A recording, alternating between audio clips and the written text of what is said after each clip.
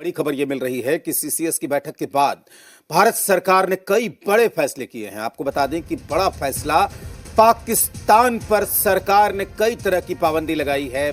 कई बड़े फैसले पाकिस्तान को लेकर किए गए हैं। किस तरीके से पहलगाम में हमला किया गया, दहशतगर्दों ने कायराना करतूत को अंजाम दिया, इसके बाद पाकिस्तान पर कड़ी पाबंदी भारत की तरफ से लगाई गई है।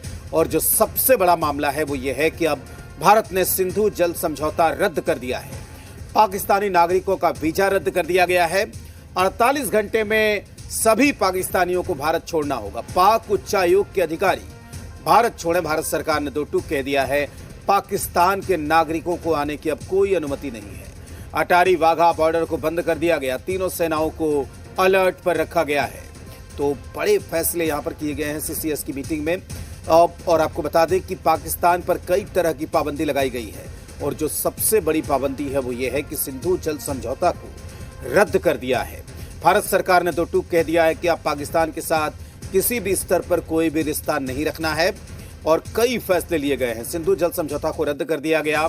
सभी पाकिस्तानी नागरिकों का वीजा रद्द कर दिया गया।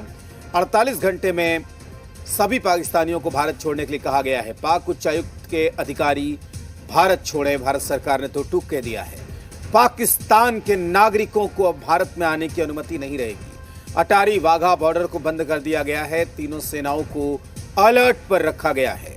तो पहलगाम में जिस तरीके से दहशतगर्दों ने एक बड़ी घटना को अंजाम दिया, इसके बाद भारत सरकार ने यहां पर कई बड़े और कड़े फैसले लिए हैं। आपको बता दें कि एक के बाद एक कई तरह की पाबंदी पाकिस्तान पर लगाई गई है। किसी भी पाकिस्तानी को अब भारत का वीजा नहीं दिया जाएगा। किसी भी पाकिस्तानी को भारत में आने की अनुमति नहीं होगी। अगर पहले से वीजा पर कोई है तो उसे 48 घंटे के अंदर भारत छोड़ देना होगा। इसके अलावा पाकिस्तानी एम्बेसी को भी कहा गया है कि आप अपना सामान समेटें और यहाँ से निकल लें। तो उच्चायोग के तमाम अधिकारियों को यह कहा गया है कि भारत छोड़ने के लिए। इसके अलावा सबसे महत्वपूर्ण सिंधु जल समझौता को भी भारत ने रद्द कर दिया है। सभी रिश्ते कट करने का फैसला लिया गया है। कड़ी पाबंदी लगाने की बात कही गई है। बड़े और कड़े फैसले।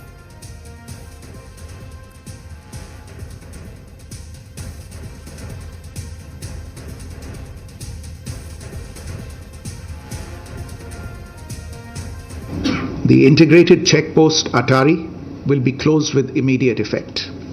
Those who have crossed over with valid endorsements may return through that route before 1 May 2025. 3. Pakistani nationals will not be permitted to travel to India under the SAARC visa exemption scheme visas. Any SVAS visas issued in the past to Pakistani nationals are deemed cancelled. Any Pakistani national currently in India under SVES visa has 48 hours to leave India. 4. The defense, military, naval and air advisors in the Pakistani High Commission in New Delhi are declared persona non grata. They have a week to leave India. India will be withdrawing its own defense, navy and air advisors from the Indian High Commission in Islamabad.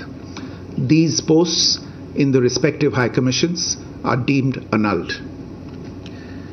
5 support staff of the service advisors will also be withdrawn from both High Commissions. 5. The overall strength of the High Commissions will be brought down to 30 from the present 55 through further reductions to be effected by 1st May 2025. बैठक में लिए गए फैसले ने यह जाहिर कर दिया है कि पाकिस्तान को इसकी बड़ी कीमत चुकानी पड़ेगी। और यह बदला 1971 से भी बड़ा होगा, क्योंकि पाकिस्तान के आतंकियों ने जो जख्म दिया है उससे हिंदुस्तान का गुस्सा भड़क गया है। और हर तरफ से सिर्फ और सिर्फ बदले की आवाज सुनाई दे रही है। 2 थे। कितने फायर उन्होंने फायर किए? 2 किए। 2 लेफ्ट साइड से फायरिंग साउंड आई। मेरे बच्चे को अरे हम लोग फौजी हैं, कुछ नहीं करेंगे। ये आंसू पाकिस्तान पर बहुत भारी पड़ने वाले हैं। आपके बच्चे कुछ नहीं करेंगे। थोड़ा बताइए हुआ। ये चीखें पाकिस्तानी आतंकियों का काल बनने वाली हैं। ये मातम नहीं है, ये आतंकवाद के दी एंड का पैगाम है। ये सैल्यूट नहीं, ये पाकिस्तान को चैलेंज है कि इस बार न कोई आतंकी बचेगा और न ही आतंक के आका। पहलगाम टेरर अटैक के बाद पाकिस्तान की उल्टी गिनती शुरू हो गई है। पाकिस्तानी सेना और आईएसआई की पनाह में पल रहे दहशतगर्दों के खात्मे का वक्त आ चुका है। भारत सरकार वो हर कदम उठाएगी जो जरूरी और उपयुक्त होगा, और हम उन तक भी पहुंचेंगे जिन्होंने पर्दे के पीछे बैठकर हिंदुस्तान की सरजमी पर ऐसी नापाक हरकतों की साजिशें रची हैं। जिन आतंकियों को भेजकर पाकिस्तान ने पहलगाम में कत्लेआम करवाया, जिस तरह से बेगुनाह सैलानियों का नरसंहार किया गया, नाम पूछ पूछ कर गोली मारी गई, उसका बदला हिंदुस्तान जरूर लेगा और बहुत जल्द लेगा। मुमकिन है कि अगले कुछ घंटों में पाकिस्तान को खून के आंसू रुलाने वाली रणनीति का असर दिखना शुरू हो जाए। 27 मौत का बदला अब पाकिस्तान से लिया जाएगा और इस बार बदला पाकिस्तान को 1971 के जैसा याद रहेगा, क्योंकि इस बार इंतकाम साल 1971 से भी बड़ा हो सकता है। 1971 में भारतीय सेना ने पाकिस्तान को घर में घुसकर मारा था। भारतीय सेना ने पाकिस्तान के 2 टुकड़े कर दिए थे। अब पहलगाम हमले के बाद भी देश की यही डिमांड है कि अब आतंक को पालने पोसने और फैलाने वाले देश के टुकड़े टुकड़े हों। किसी से एक पाकिस्तान के आतंकवादियों को और पाकिस्तान में घुस के जो इसमें शामिल हों, उन पे भी स्ट्राइक के द्वारा या मिसाइल स्ट्राइक के द्वारा हमला किया जाए। हम देश के साथ हैं, जनता वो देश की सरकार के साथ हैं, जो भी होगा आर पार हम सरकार के साथ हैं। इंसानियत का कत्ल है, उसके लिए उनको सजा देना चाहिए गवर्नमेंट इंडिया को। तो लश्कर तैयबा हो या पाकिस्तान हो कि होश में आ जाओ, ना तो भारत का एक एक नागरिक जब सड़क पर उतरेगा तो ना पाकिस्तान रहेगा ना तुम्हारा देश रहेगा। पहलगाम में आतंकी हमला करवाकर पाकिस्तान ने खुद ही अपने बुरे वक्त को दावत दे दी है। पहलगाम में जिस वक्त हमला हुआ उस वक्त पीएम मोदी सऊदी अरब में थे, लेकिन पीएम मोदी सऊदी अरब का दौरा बीच में छोड़कर देश वापस लौट आए। सुबह दिल्ली पहुंचते ही एयरपोर्ट पर पीएम मोदी ने बैठक की। इस बैठक में एनएसए अजीत डोभाल भी थे और विदेश मंत्री भी इस बैठक में मौजूद थे। हमले के तुरंत बाद गृह मंत्री अमित शाह पहलगाम के लिए रवाना हो गए थे। वो पहलगाम में उस जगह पर पहुंचे जहां मंगलवार को आतंकियों ने बेगुनाहों का खून बहाया था। सेना और सुरक्षा बल के अधिकारियों के साथ अमित शाह ने उस जगह को देखा जहां से आतंकी आए थे और गोलियां बरसा रहे थे। एक तरफ अमित शाह ने पहलगाम के ग्राउंड जीरो से रिपोर्ट खुद बनाई, दूसरी तरफ रक्षा मंत्री राजनाथ सिंह ने तीनों सेना प्रमुखों के साथ बड़ी मीटिंग की। बैठक के बाद राजनाथ सिंह ने जो बयान दिया वो बता रहा है कि अब पाकिस्तान पर बहुत बड़ा फैसला लिया जाने वाला है। देशवासियों को आश्वस्त करता हूं, घटना के मद्देनजर भारत सरकार वो हर कदम उठाएगी जो जरूरी और उपयुक्त होगा, और हम सिर्फ उन लोगों तक नहीं पहुंचेंगे जिन्होंने इस घटना को अंजाम दिया है। हम उन तक भी पहुंचेंगे जिन्होंने पर्दे के पीछे बैठकर हिंदुस्तान की सरजमी पर ऐसी नापाक हरकतों की साजिशें रची हैं। अमित शाह ने अपनी रिपोर्ट और रक्षा मंत्री ने सेना की तैयारियों की रिपोर्ट लेकर प्रधानमंत्री मोदी से मुलाकात की है। दिल्ली में प्रधानमंत्री आवास पर सीसीएस यानी कैबिनेट कमेटी ऑन सिक्योरिटी की बैठक हुई।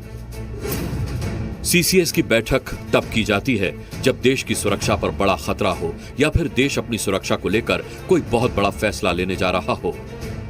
दिल्ली में मोदी की सुरक्षा कैबिनेट की बैठक से पाकिस्तान में हड़कंप है। पाकिस्तान को 2016 और 2019 का डर सता रहा है। इस डर का सबूत है पहलगाम हमले के बाद पाकिस्तान के भीतर मची अफरा तफरी। पाकिस्तान ने एलओसी से सटे अपने इलाके को खाली करवाना शुरू कर दिया है। पाकिस्तान सैन्य अफसरों और जवानों की छुट्टियां रद्द कर दी गई हैं, तो बॉर्डर पर पाकिस्तान एयरक्राफ्ट से पेट्रोलिंग कर रहा है। पहलगाम में आतंकियों की कायराना हरकत के बाद से पाकिस्तान में हड़कंप मचा हुआ है। भारत के हर एक्शन से पाकिस्तानी सेना प्रमुख जनरल मुनीर टेंशन में हैं। उन्हें मालूम है कि भारत इस आतंकी हमले का बदला लेगा, जिसकी वजह से पाकिस्तान में डर का माहौल बना हुआ है। पाकिस्तान के तनाव की बड़ी वजह यह भी है कि आतंकवाद को लेकर पाकिस्तान पूरी दुनिया में अलग थलग पड़ चुका है और पहलगाम हमले के बाद दुनिया के तमाम ताकतवर देशों ने जिस तरह का रिएक्शन दिया है, उससे पाकिस्तान का पसीना छूटने लगा है। आतंकवाद के खिलाफ अमेरिका और इजराइल भारत के साथ खड़े हैं। रूस ने भी आतंकवाद के खिलाफ भारत को मदद का भरोसा दिया है। ऑस्ट्रेलिया के प्रधानमंत्री एंथनी अल्बनीज ने पीएम मोदी से बात की। इसके अलावा फ्रांस, इटली समेत कई देश आतंकवाद के खिलाफ भारत के साथ मजबूती से डटे हैं। मतलब आतंकवाद पर भारत के साथ दुनिया है, तो पाकिस्तान दुनिया में अकेला। हो सकता है कि चीन उसे बचाने के लिए कोई ना कोई चाल चले। इसका रिस्पांस भी जिस तरह इजराइल का रिस्पांस था उस कोटि का होना चाहिए और हमें पाकिस्तान आर्मी की कमर तोड़ने के लिए कदम उठाने चाहिए। जितने भी ट्रेनिंग कैंप हैं उनको उड़ाना चाहिए और जो लोग अंदर आए हैं पिन पॉइंटेड इंफॉर्मेशन पे इनके खिलाफ ऑपरेशन लॉन्च करके इनको न्यूट्रलाइज करना चाहिए। ये तो क्लियर है कि इस बार आतंकिस्तान का पक्का इलाज होकर रहेगा। इस बार पाकिस्तान को घुस कर मारा जाएगा, आतंकवादियों को चुन चुन कर ठिकाने लगाया जाएगा और पाकिस्तान ने आतंकवादियों को पनाह देना बंद नहीं किया तो एक बार फिर 1971 को दोहराया जाएगा। मतलब पाकिस्तान को टुकड़े टुकड़े कर दिया जाएगा। ब्यूरो रिपोर्ट, ज़ी मीडिया।